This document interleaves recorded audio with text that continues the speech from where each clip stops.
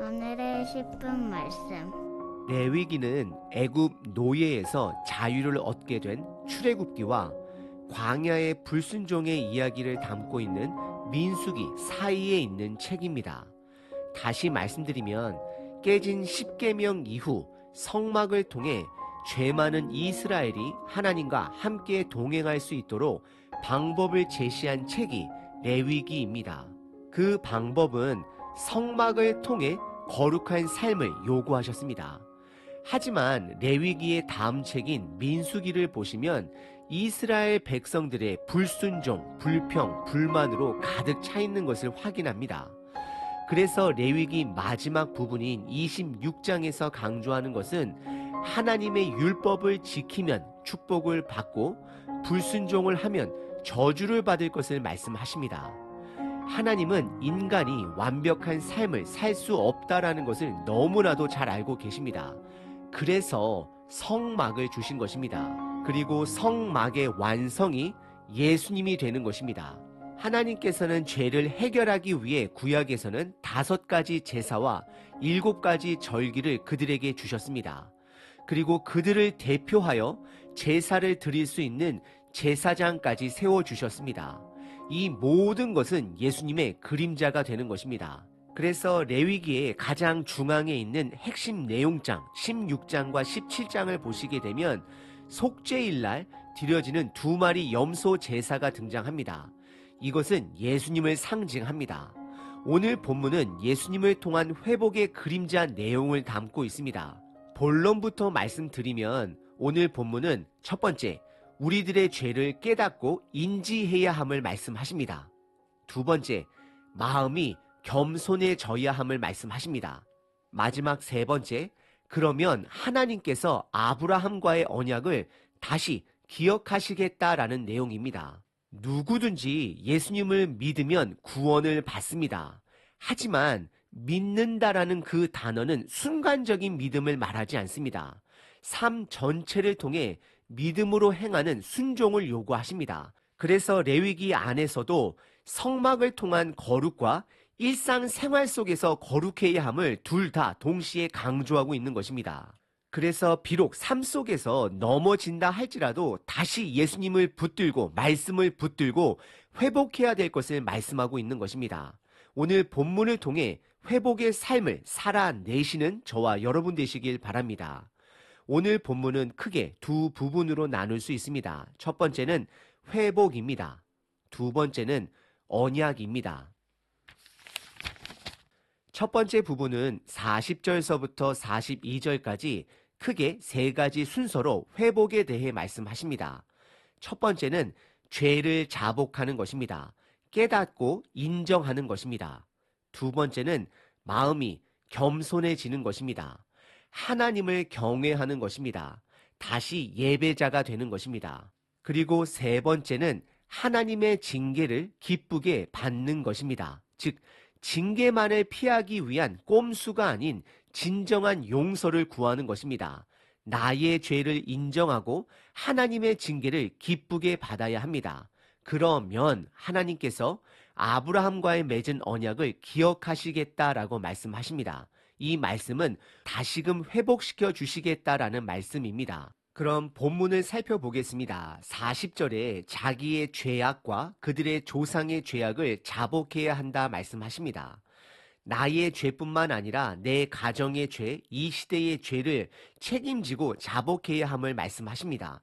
인정해야 합니다. 그래서 41절에서는 그들의 죄로 인해 포로 생활을 하게 되었음을 깨달아야 한다라고 말씀하십니다. 원망이 아닌 받아들여야 한다라고 말씀하십니다. 그리고 41절에 마음이 낮아져야 한다 말씀하십니다. 즉, 근본적인 마음이 죄를 인정하고 낮아져야 함을 말씀하십니다. 그리고 계속해서 41절 끝부분에 보시면 죄악의 형벌을 기쁘게 받으면 42절 아브라함을 통해 맺은 언약 그리고 이삭과 야곱을 통해 갱신된 언약을 다시 기억하시겠다 말씀하십니다. 다시 한번 본문이 말하는 회복의 과정은 3가지입니다. 첫 번째, 죄를 자복합니다. 죄를 깨닫고 인정하는 것입니다. 두 번째, 근본적인 마음이 겸손해집니다. 처벌을 달게 받을 자세가 된 것입니다. 마지막 세 번째, 그래서 하나님의 징계를 기쁘게 받습니다. 왜냐하면 하나님의 징계는 그의 백성을 버리셨다라는 증거가 아닌 오히려 그들이 하나님의 백성이 됨을 증거하기 때문입니다. 그러면 하나님께서는 아브라함과의 언약을 기억하시겠다라고 말씀하십니다. 그럼 아브라함과의 언약은 무엇인가요? 그것은 하나님께서 아브라함의 하나님이 되고 그의 후손들의 하나님이 됨을 약속해 주신다라는 것입니다. 그리고 이 언약은 예수님을 통해 완성됐습니다. 요한복음 14장에 보시면 누구든지 예수님으로 말미암지 않고서는 하나님 아버지께로 갈 자가 없더라고 선언하셨습니다. 그래서 예수님만이 우리의 유일한 길, 진리, 생명의 복음이 되는 것입니다. 오늘 본문의 첫 번째 부분은 회복에 대해 말씀하셨습니다. 두 번째 부분은 43절서부터 46절까지 언약에 대해 본격적으로 말씀하십니다. 43절에 언약의 원인과 결과가 나와 있습니다. 원인은 이스라엘이 하나님의 법도를 싫어했고 그분의 규례를 멸시했다라고 말씀하십니다. 그래서 그 결과는 그들이 포로로서 땅을 떠나게 되고 그 땅은 황폐하게 되어 안식을 누리었다라고 말씀하십니다. 노아의 심판 때도 동일한 원인과 결과가 있었습니다. 인간의 타락으로 더럽혀진 땅을 정결하기 위해 사용하신 심판의 수단은 인류의 대홍수였습니다. 하나님은 레위기를 통해 이스라엘의 죄로 인해 땅이 더럽혀지게 되면 그들을 흩어 그 땅을 쉬게 할 것을, 즉 정결하게 하실 것을 말씀하십니다. 이것은 어떻게 보면 땅의 정결법이다라고 말할 수 있습니다. 노아의 땅은 대홍수를 통해 인류가 새롭게 구성이 되었고 이스라엘의 땅은 회개한 이스라엘이 다시 거주할 수 있는 원래의 상태로 되돌아온 것입니다. 그리고 저와 여러분들은 예수님을 통해 새로운 피조물, 즉 다시 새롭게 영적으로 태어난 사람이 된 것입니다. 하나님께서 이스라엘 백성들을 그 땅에서 흩으신 것은 정결법과도 연결시켜 볼 수 있습니다. 예를 들어 이스라엘 백성들이 부정한 것을 만지게 되면 하루의 격리를 요구하시는 것처럼 하나님은 이스라엘 백성들을 흩으심으로 땅을 정결하게 하신 것입니다. 그리고 44절에 그들이 포로로 원수들의 땅에 있을 때에 그들을 버리지 않겠다, 미워하지 않겠다, 아주 멸하지 않겠다 말씀하십니다. 그리고 이어서 그들과의 약속을 폐하지 않겠다라고 선언하십니다.